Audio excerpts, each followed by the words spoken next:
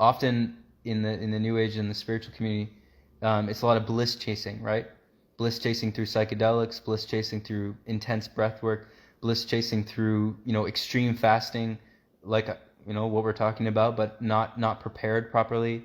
It could be done through, ceremonies, activations, channeling, all the things that shift our consciousness in a very quick way, and often in a way that requires some external stimulus or some very intensive movement of something, right? Very intense mouth breathing, take some ayahuasca, or I don't know, go and, just do like 10 days in a row of just real intense like meditation and just getting your ass beat by, emotional work or something. Anything we're doing where we think what we're doing is going to save us from where we're at, like I just have to do this. I just gotta, it's gonna change everything, this kind of over the mountain type of perspective. Not it. You can do it, and likely all of you have and will and may continue, but it's just recognizing that when that's done, the pendulum is really moving. So if that is done, we have to be aware of the fact that that pendulum will come back. We will have to face what happens when the body has to balance all of that out. Because when we release all these, endorphins, all the dopamine, all the brain chemicals, when we're pulling in new light energy, we're opening up's not the best term, but we're assimilating, harmonious frequency, then everything that's not harmonious will have to go.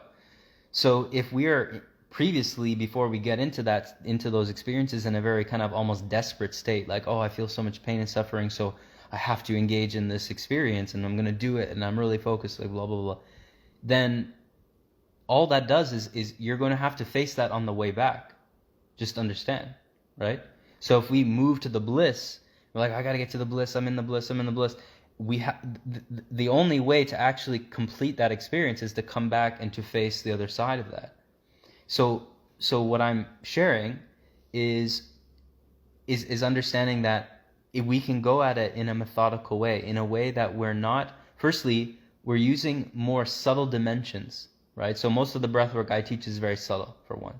Second, we're using very deep style, like Vipassana, self-inquiry based meditation, or Advaita, Jnana Yoga based meditation, or particular activations, say from the Kaylonic Science system, or other transmissions that are similar, that use very kind of safe, methodical, gentle, energetic transmissions from higher council energy. So in these practices, the energy that is being used is very subtle. So although we're using a very advanced and very clear, focused form of meditation, it's still very subtle, meaning we're not having to use anything that's really shifting our consciousness in an extreme way. We're working with it in a way that essentially is manageable.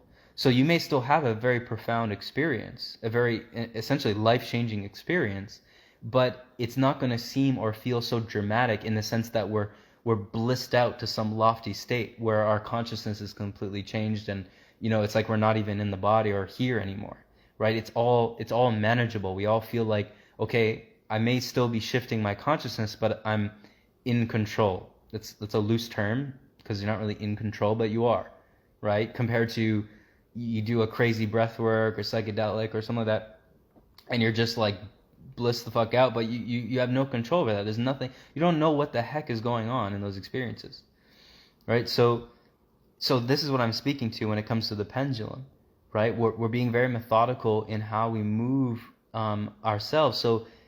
So I know for myself, like, I don't like to engage in ceremonies or big experiences. I'm not too big on people doing energy work or things on me that I don't really trust. Or even so, like, if they're gonna do it, I'd rather just know, like, how can I just do it with myself? That's why, for those that have done, say, the awareness method technique with me one-on-one or in video, I'm teaching you the method in real time. It's an energy healing practice or emotional healing practice, but you have to learn it yourself, right? So that you can engage it with your own energy, not somebody else doing it for you.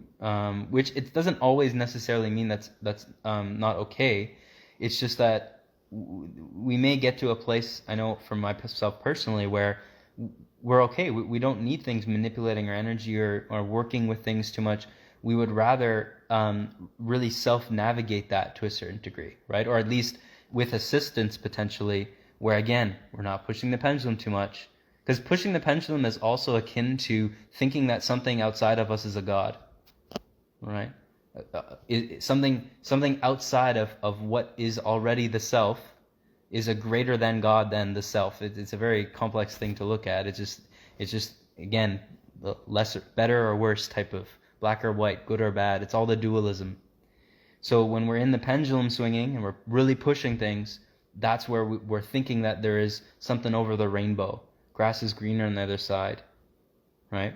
And that's what keeps the pendulum really pushing. And it's we see it everywhere. You just, I don't know, watch everyone on social media. You know, one day they're great, next day they're not great at all. And it's no judgment. There's nothing wrong with that. But we got to get clear about what we're actually doing. Is what we're doing working for us? You know, you see spiritual teachers, even a lot of like spiritual healers all over.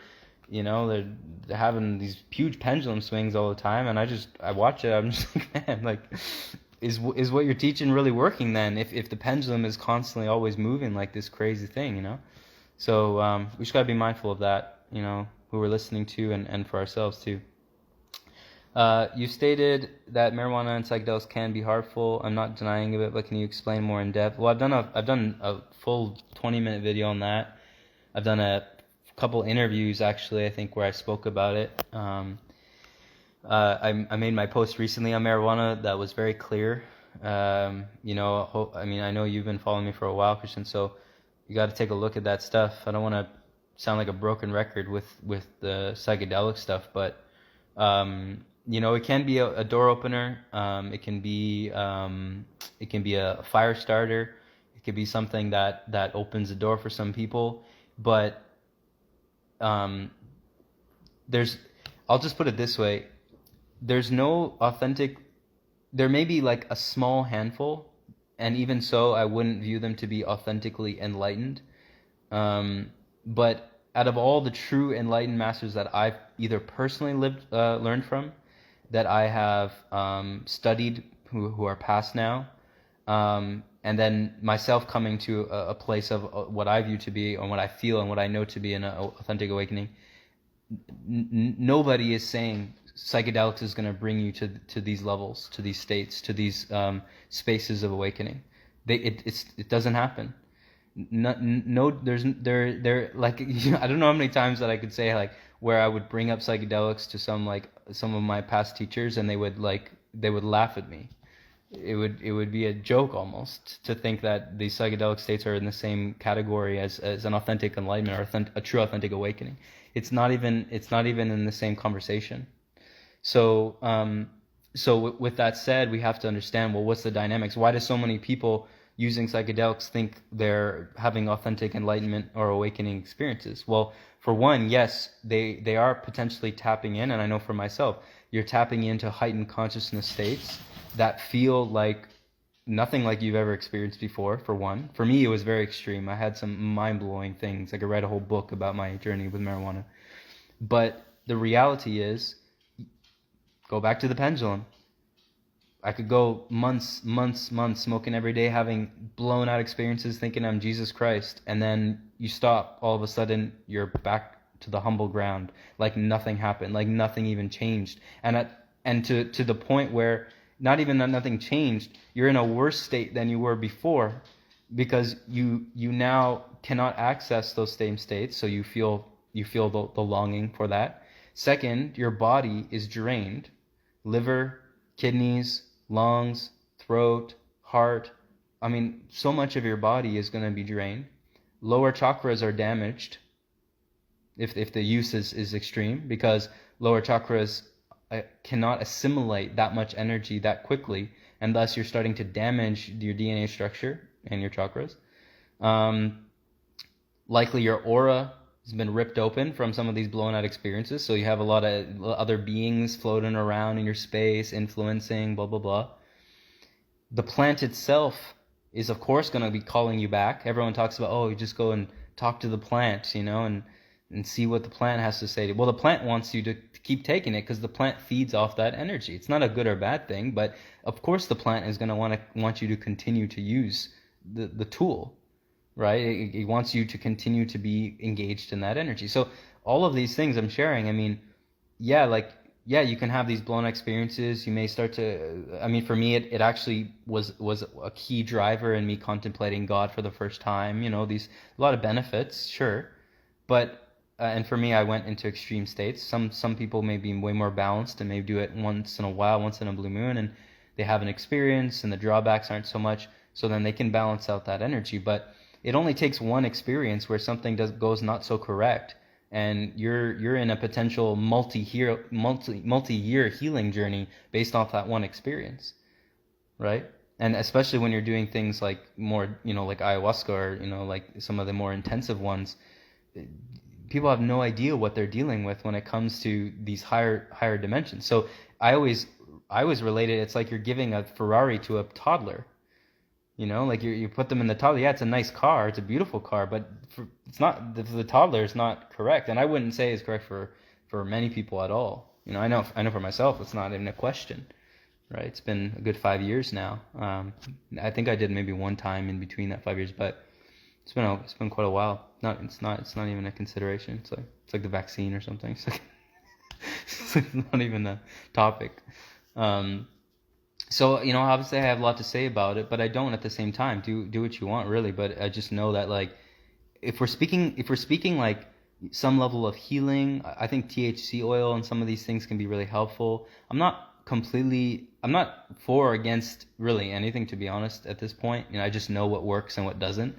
So I'll just share from that standpoint, and then people can take it and do what they like. But again, I'll say from my experience of, you know, for me, my journey of awakening was, I was seeking out the best teachers on the planet. I was seeking out who is the cream of the crop when it comes to authentic enlightenment, true absolute enlightenment, right? Who is there? And in my opinion, I came to those beings. I found them alive or dead, whatever, on YouTube. I found, and I came into what I felt like was the cream of the crop as to what's available on the planet right now. And it's what I share often, and I talk about many of these resources, or it's on my YouTube, whatever. And none of them, absolutely none of them are going to say that psychedelics are going to be a driver for authentic enlightenment. They may bring you into certain healing states. They may bring you into various pre-enlightenment stages. None of them will speak to them as being tools to come into true non-dual, or, you know, eternal life, authentic awakening, enlightenment, whatever these various terms that we're going to use. But we're speaking of true non-dual enlightenment, like you know, the stuff that, again, only a very small percentage of the population was attaining for a long time. But now things are changing because we have access to everything, you know, and we're sharing it all, and we're, you know, it's like exponential now how fast people can progress, right? So that's what I got to say about that.